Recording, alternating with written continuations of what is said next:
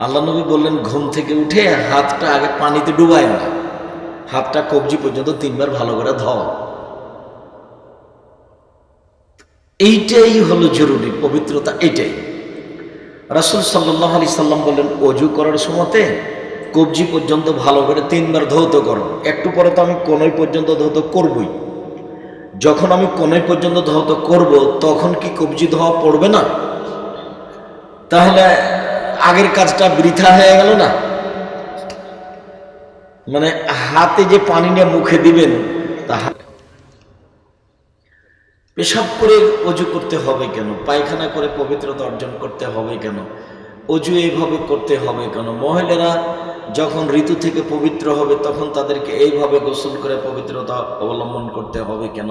একটা মানুষ মারা গেছে, তাকে গোসল দিতে হবে কেন? গোসল যে দিয়েছে, তাকে আবার গোসল দিতে হবে কেন? বিস্তারিত বিবরণ রয়েছে পবিত্রতা নিয়ে, বিস্তারিত বিবরণ। তার উপরেও খাতনা করতে হবে কেন? ছেলে বাচ্চাদের মুসলমানি খাতনা কেন করতে হবে? এটা হলো পবিত্রতার অনেক বড় দিক। তার মানে ইসলাম ধর্মে এমন পবিত্রতা রয়েছে যাতে আর ওই জীবাণু দূর করার জন্য এই তরল পদার্থ ব্যবহার করতে হবে না। পবিত্রতার দীর্ঘ আলোচনার পরে বলেছি যে করোনা ভাইরাস কি আসলে মহামারী? না, মহামারী এরকম নয়। মহামারী নিয়ে কয়েক ঘন্টায় সারা এলাকা খালি, মানুষজন গাছও শেষ হয়ে গেছে, তার নাম মহামারী। তাহলে এটা কি ছোঁয়াচে রোগ? তো ছোঁয়াচে রোগ নেই।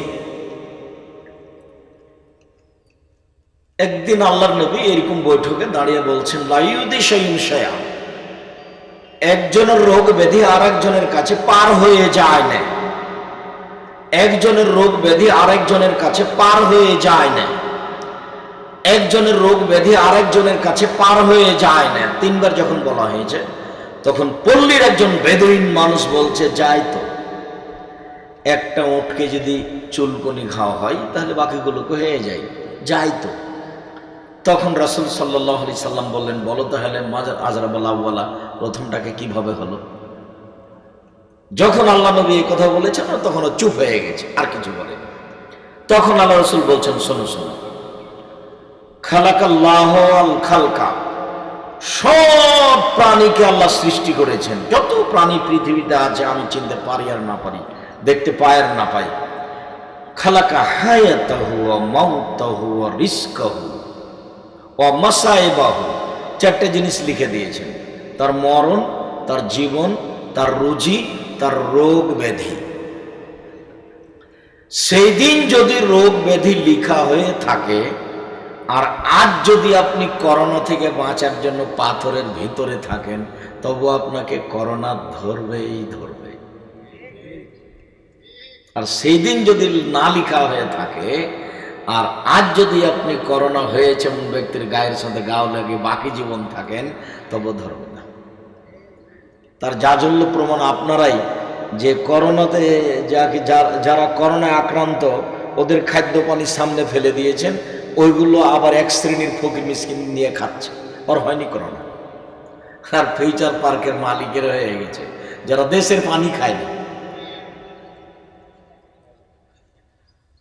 ওই সময় আমি বলেছিলাম যে কেউ যদি করোনায় মারা যায়, তাহলে আমি তার গোসল, জানাজা, কাফন দাফন করতে প্রস্তুত।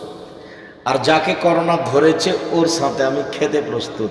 এতে যদি আমাকেও করোনা হয়, তাহলে আমি বলবো না যে এর কারণে হয়েছে, আমি বলবো পৃথিবী সৃষ্টির 50,000 বছর পূর্বে লিখা হয়েছিল আমারও করোনা হবে, তাই হয়েছে। আমি অল্প দিন বাঁচতে এসে শিরক করে মরতে রাজি নই।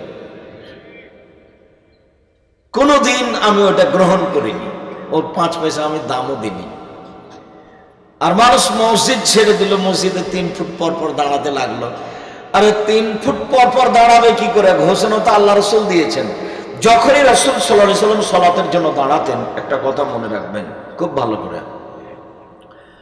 23 বছর জীবনে কোনো একদিন, কোনো এক অক্ত সাহাবীদের দিকে মুখামুখি না হয়ে নামাজ আরম্ভ করেছেন, সালাত আরম্ভ করেছেন, এর প্রমাণ কেউ কিয়ামত পর্যন্ত দিতে পারবে না।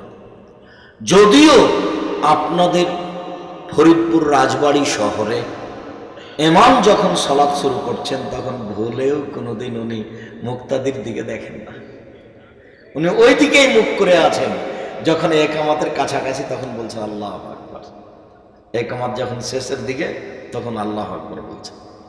আল্লাহর নবী জীবনে কোনো একদিন কোনো এক ওয়াক্ত সাহাবীর দিকে মুখামুখি না হয়ে কাতার সোজা করুন, প্রাচীরের মতো হয়ে দাঁড়ান, ফাঁকা বন্ধ করুন। ওই যে দেখছি দুইজনের ফাঁকা দিয়ে শয়তান প্রবেশ করছে ছাগলের বাচ্চার মতো, ফাঁকা বন্ধ করুন। আবার বলছেন মান সাদ্দা ফুরজাতান বানাল্লাহু লাহু বাইতান ফিল জান্নাহ, কেউ যদি দুইজনের ফাঁকা বন্ধ করে তাহলে আল্লাহ তার জন্য জান্নাতে ঘর বানাবেন। ফাজাইলে আমল বই অনেক হাদিস জায়গা পেয়েছে, কিন্তু এটা পাইনি। এটা তো ফাজাইলে আমলের মধ্যে চলে। দেখেন তো কত ছোট্ট কথা, তো কত বড় কথা। কেউ যদি ফাঁকা বন্ধ করে তাহলে তার জন্য জান্নাতে ঘর বানাবে না।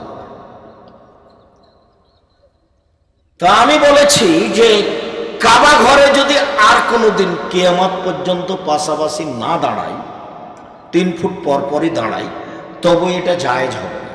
আমাদের মসজিদ তো বহু দূরের কথা, কাবা ঘরে আর যদি কোনোদিন কেউ পাশাপাশি না দাঁড়ায় কিয়ামত পর্যন্ত, তবুও তা জায়েজ হবে না। কেন? যিনি ঘোষণা দিয়েছেন প্রাচীরের মতো হয়ে দাঁড়াতে হবে, ফাঁকা বন্ধ করতে হবে, তাকে আবার দুনিয়া আসতে হবে, এসে বলতে হবে পৃথিবীর মানুষ শুনে রেখো, আমি মুহাম্মদ সাল্লাল্লাহু আলাইহি ওয়াসাল্লাম ঘোষণা দিয়েছিলাম প্রাচীরের মতো ফাঁকা বন্ধ করে দাঁড়াতে হবে, আমি ঘোষণা দিচ্ছি, তখন এখন তোমরা 3 ফুট পর দাঁড়াও। যেহেতু কিয়ামত পর্যন্ত তিনি আর কোনোদিন আসবেন না, কাজে এই সিদ্ধান্ত পরিবর্তন হবে না। এটা তো ইবাদত, আপনি পরিবর্তন করবেন কি করে? এটা তো ইবাদত। তো করোনা ভাইরাসকে লক্ষ্য করে আমরা আলোচনা করতে করতে ধারাবাহিকভাবে এক পর্যায়ে পৌঁছেছি, সেটা হলো এখন আমাদের জানাজার সালাতের আলোচনা চলছে। একবারে পবিত্রতা থেকে নিয়ে পুরো সালাতের আলোচনা করে আসছি 2020 সাল থেকে। 2020 সাল থেকে এখন পর্যন্ত আমরা জানাজার সালাতের আলোচনায় পৌঁছেছি। মর্মে আজকে আপনাদের সাথে এ ব্যাপারে অল্প কিছু কথা, দু একটি অল্প কথা বলার পূর্বে আপনাদের সাথে জরুরি কথা যে বর্তমান আন্তর্জাতিক ফুটবল খেলা জায়েজ কিনা। বর্তমান আন্তর্জাতিক ফুটবল খেলা কি জুয়া না জুয়া নয়? আল্লাহ তাআলা বলছেন ফায়াসআলুনাকা আনিল খামরি ওয়াল মাইসির, মুহাম্মদ সাল্লাল্লাহু আলাইহি সাল্লাম আপনাকে জনগণ জিজ্ঞাসা করছে মদ খাওয়া সম্পর্কে আর জুয়া খেলা সম্পর্কে। আপনি বলুন ফিহিমা ইসমুন কাবীর, এই দুটাতে মহাপাপ হয়। জুয়া খেললে মহাপাপ হয় আর মদ খেলে মহাপাপ হয়। আবার আল্লাহ বলছেন ইন্নামাল খামরু ওয়াল মাইসিরু ওয়াল আনসাবু ওয়াল আসলাম রিজসুম মিন আমালিশ শায়তান ফাজতানিবুহু, নিশ্চয় জুয়া খেলায় অংশগ্রহণ করা, মদ পান করা, মূর্তির আস্তানে যাওয়া, লটারি ক্রয় করা শয়তানের কাজ, হারাম, তোমরা বেঁচে থাকো। আব্দুল্লাহ ইবনে আমর রাদিয়াল্লাহু তাআলা আনহু বলেন রাসূল সাল্লাল্লাহু আলাইহি সাল্লাম বলেছেন লা ইয়াদখুলুল জান্নাতা আকুন, বাপ মাকে মানে না যে সে জান্নাতে যাবে না। 1 2 তামার, জুয়া খেলে যে সে জান্নাতে যাবে না। 3 মান্নাম, খোটা দেয় যে সে জান্নাতে যাবে না। 4 মদুমুল খামর, নিয়মিত বিড়ি তামাক জর্দা সিগারেট গুল নেশাদার দ্রব্য খায় পান করে যে সে জান্নাতে যাবে না। 4 শ্রেণীর মানুষ জান্নাতে যাবে না বলে মুহাম্মদ সাল্লাল্লাহু আলাইহি সাল্লাম অত্র হাদিসে ঘোষণা দিয়েছেন। তাতে 1 শ্রেণীর মানুষ রয়েছে জুয়া খেলে যে। এরপরে আপনাকে আরেকটু বলি, রাসূল সাল্লাল্লাহু আলাইহি সাল্লাম বলেন মান লাইবা বিন নারদে, কেউ যদি জুয়া খেলায় অংশগ্রহণ করে, চৌসার, ছক্কা, লুডু, দাবা, পাঞ্জা, ক্যারাম বোর্ড, তাস, গেমস, এই ধরনের আরো যত খেলা পৃথিবীতে জন্ম নিয়েছে এবং নিবে, যেগুলো বসে বসে চলে, এরকম খেলায় জুয়ায় কেউ যদি অংশগ্রহণ করে ফাকাদ সাবাকা ইয়াদাহু ফি দামি খিনজির, তাহলে সে তার হাতকে শোরের শুকুরের রক্তের মধ্যে ডুবিয়ে দিল। এ কথা মুহাম্মদ সাল্লাল্লাহু আলাইহি সাল্লাম বলেন, হাদিস মুসলিম। তিনি আরো বলেন যে পৃথিবীতে দুটা পাপ আছে মানুষ না করেই পাপী, অবাক পাপ। আমিও মাঝে মধ্যে অবাক হই, যেটা কেমন হয়, করেনি তবুও পাপী। এ কথা মুহাম্মদ সাল্লাল্লাহু আলাইহি সাল্লাম বলেন। তিনি বলেন, কোন মহিলা যদি সাজগোজ করে পুরুষের পাশ দিয়ে হাঁটে তাহলে ও ব্যভিচারিণী, ও ব্যভিচারিণী, ও ব্যভিচারিণী। রাসূল সাল্লাল্লাহু আলাইহি সাল্লাম কথাটি 2-3 বার বলেন, অথচ মেয়েটা জেনা করেনি। ওর অপরাধ কি? ও সাজগোজ করে পুরুষের পাশ দিয়ে হেঁটেছে, এটাই অপরাধ। এই অপরাধের ভিত্তিতে মুহাম্মদ সাল্লাল্লাহু আলাইহি সাল্লাম তাকে জেনাকারিণী মহিলা বলে ঘোষণা দিয়েছে। তিনি আরো বলেন, কেউ যদি